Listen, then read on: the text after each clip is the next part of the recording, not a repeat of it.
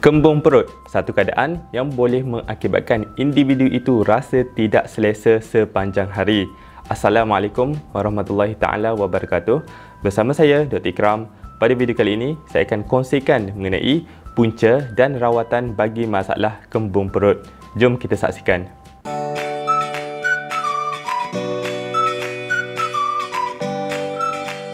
Masalah kembung ini terjadi apabila badan kita mengeluarkan angin secara berlebihan dan ianya kekal di dalam perut ataupun usus.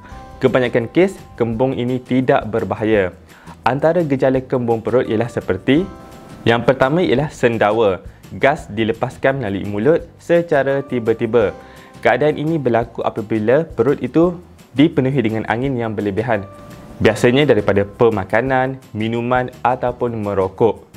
Gejala kedua ialah kembung. Kembung ini adalah satu perasaan di mana perut itu terasa penuh. Ini biasanya berlaku apabila kita memakan makanan yang berat yang memerlukan masa yang panjang untuk proses pencernaan. Dan biasanya apabila berlaku kembung perut, perut akan meragam dan rasa tidak selesa.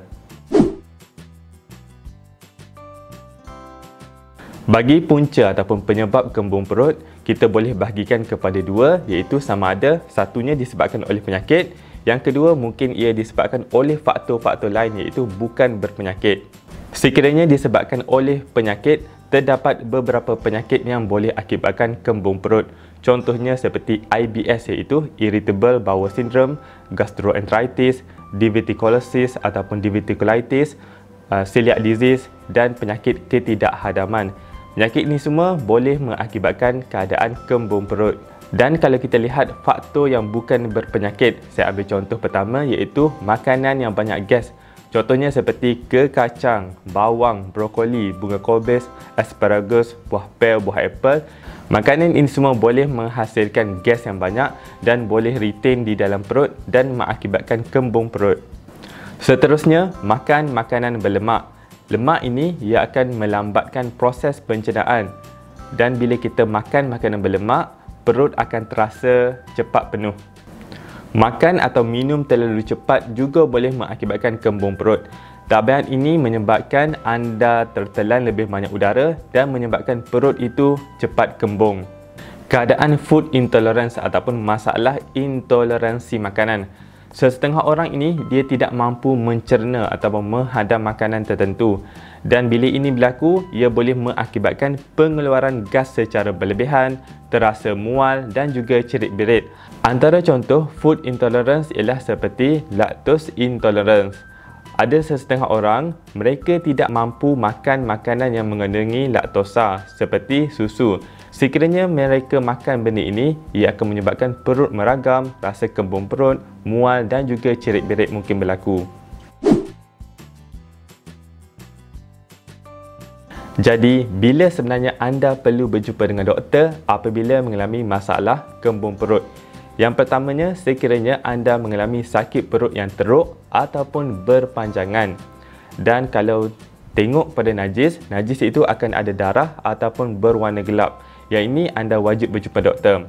Dan juga sekiranya ada masalah lain seperti cirit-berit, muntah dan loya-loya, demam dengan suhu yang tinggi, pedih ulu hati yang terlampau serius dan anda kehilangan berat badan tanpa ada punca yang jelas. Sekiranya gejala-gejala ini semua berlaku, anda wajib dan perlu berjumpa doktor bagi mendapatkan nasihat dan rawatan yang sesuai. Bagi rawatan pula, jika anda mengalami kembung perut yang disebabkan oleh masalah kesihatan ataupun penyakit, doktor akan merawat anda mengikut keadaan tersebut. Tapi jika disebabkan benda lain ataupun bukan berpenyakit, gaya hidup dan kaedah pemakanan yang betul mungkin membantu anda untuk menghadapi dan mengatasi masalah kembung perut. Anda boleh cuba tips ini. Sekiranya makan, ambil makanan dalam kuantiti yang sedikit tapi kerap. Makan secara perlahan dan jangan gelojoh. Cuba elakkan makanan bergoreng dan makanan yang berlemak.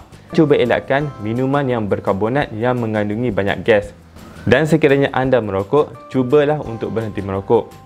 Dan cuba elakkan tabiat ini. Contohnya, elakkan mengunyah gula-gula getah, elakkan minum menggunakan straw ataupun menghisap gula-gula. Habit ni akan menyebabkan anda menelan angin dan kembung perut senang untuk terjadi. Sekiranya tips yang saya berikan di atas tidak berapa berkesan ataupun tidak berjaya, anda perlu rujuk kepada doktor bagi mendapatkan nasihat betul dan juga rawatan yang sesuai. Saya rasa sekian sajalah buat kali ini. Sekiranya anda rasa video ini bermanfaat dan berguna untuk anda boleh tekan like kepada video ini dan subscribe kepada channel ini. Last sekali, saya ucapkan terima kasih kerana menonton. Assalamualaikum.